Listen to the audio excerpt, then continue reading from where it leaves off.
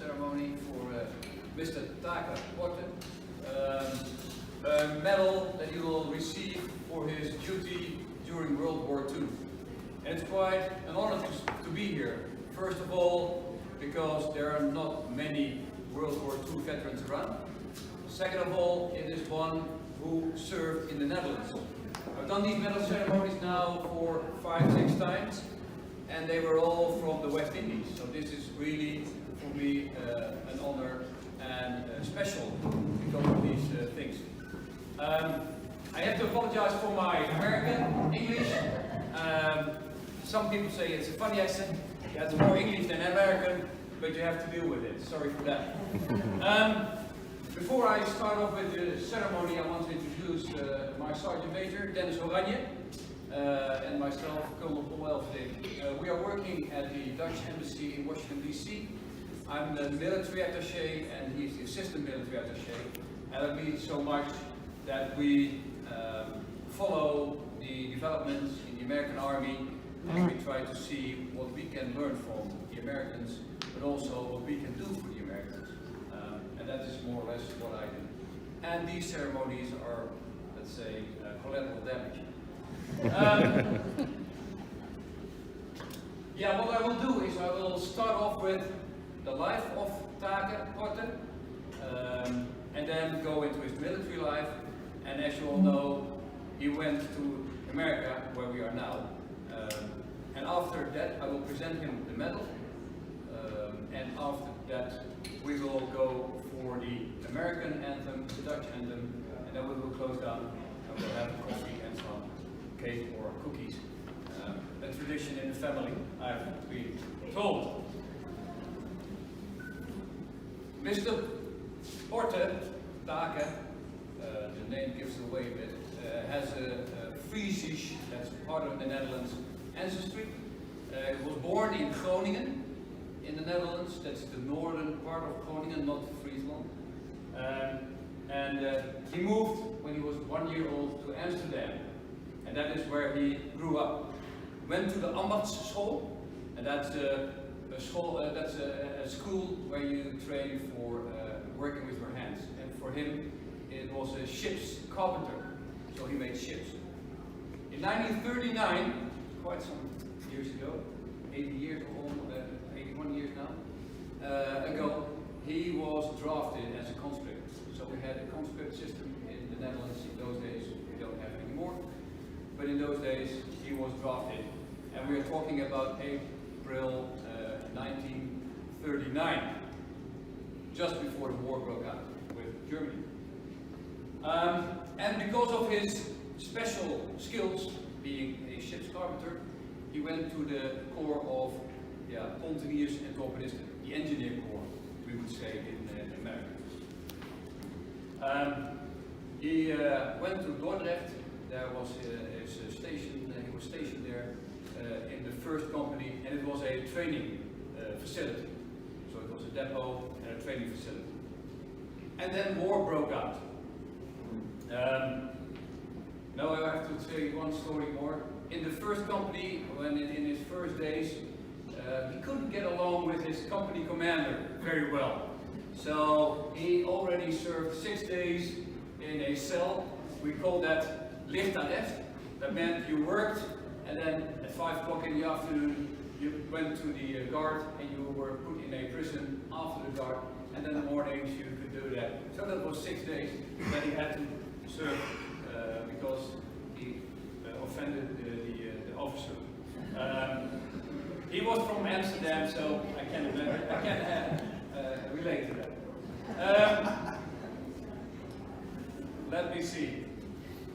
Then he went to the third company, and during those days in Rotterdam, the war broke out on the 10th of May 1940.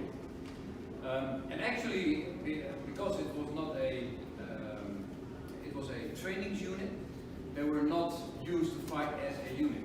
But if you look to the history, you can see that they really fought quite well. Maybe some context there.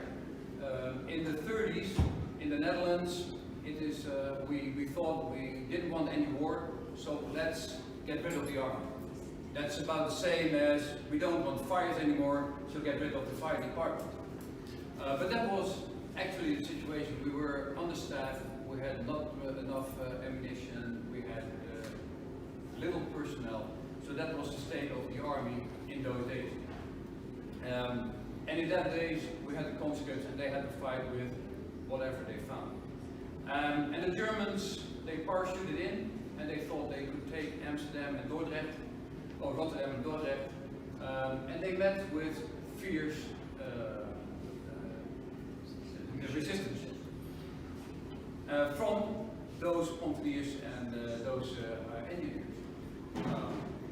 And that led, in the end, to the bombing of Rotterdam, because the Germans were very, they were afraid that the English would come over the canal and help the Dutch, and then they would have a two-front war. And that's something they didn't want, because they couldn't cope with that. But that didn't happen because they bombarded Rotterdam in May 1940. It took only 15 minutes, and then they said, okay, if you will not capitulate, you won't surrender, then we will take the next city, Utrecht, we'll take Amsterdam, and then the Dutch said, yeah, that makes no sense, so we surrendered in May 40. And that also ended your career in the military, because on the 26th of May of 1940, you were granted groot verlof. That meant that you were out of the army for good. But it wasn't the end of the war. You went back to Amsterdam, you saw a bombing of the house of your neighbors. That was the familie Bergmans, well known to you because you married one of the daughters. But in that bombing in Amsterdam, 1942, two sons of that family were killed, and the rest of the family miraculously survived. As said, 1942, we also went through the archive of the city of Amsterdam, and we found out that you had reported a bike stolen in 1942. We didn't take it with us because we didn't know that. Otherwise, I would have taken the bike and would have given you one. But that bike, we could find that. And we also could find that you were arrested a little while due to the fact that you had no identity card on you. And that was mandatory in those days. That is what we could find in the Amsterdam archives. So in all these books, we didn't have internet those days, so we had to go through all the books. I didn't personally, I must say. So we found also these things. In 1944, you married Grana Bergmans, so one of the daughters that survived this attack in 1942. And in 1947, the first son was born, Jos. Hans and René came afterwards, and you started a grocery store in Heemstede. So that's in the vicinity of Amsterdam. Everything is in the vicinity of the Netherlands if you compare it to the United States, but okay. This is in the vicinity of Amsterdam. And the grocery store thrived, no money wasted. You were really Dutch and Friesisch. Dutch, the Dutch street is of course well known, or we're going Dutch, is a phrase here in the United States. That was also on you. You were never cheap, but you always looked on what you bought and why you needed or didn't need. So no money wasted there. So it thrived, but then the big commodities came, the self-bedieningswinkels, one-stop shop we would say, hypermarchés, you can give it a name, whatever you want. But that was more, it put you out of business, or you should grow, or you should go another road. And you took another road, and that was the road to the United States, or better said, the ship to the United States. And that's what you did in 1957. You ended up here in Rochester. You were a jack of all trades. You started off again building with your hands what you were taught as a carpenter.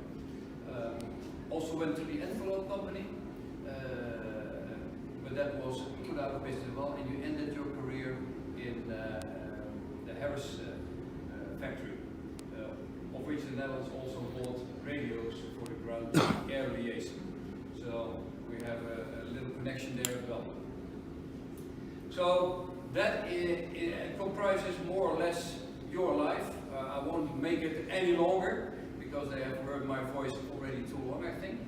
So before I will present you the medal, and that medal which we are presenting is the fact that he was called upon by the Netherlands to defend the Netherlands in World War II. And he replied, he came, and he defended the Netherlands to the best of his ability.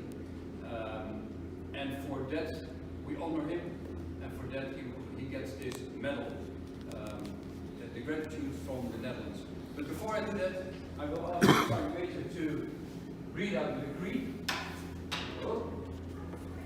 And then I'll present it. First I will do it in Dutch. It's a Dutch medal. Afterwards I will try to translate it on the spot. De minister van Defensie, gelet op het koninklijk besluit van 1 oktober 1992, kent toe het mobilisatie-oorlogskruis aan T. Porte.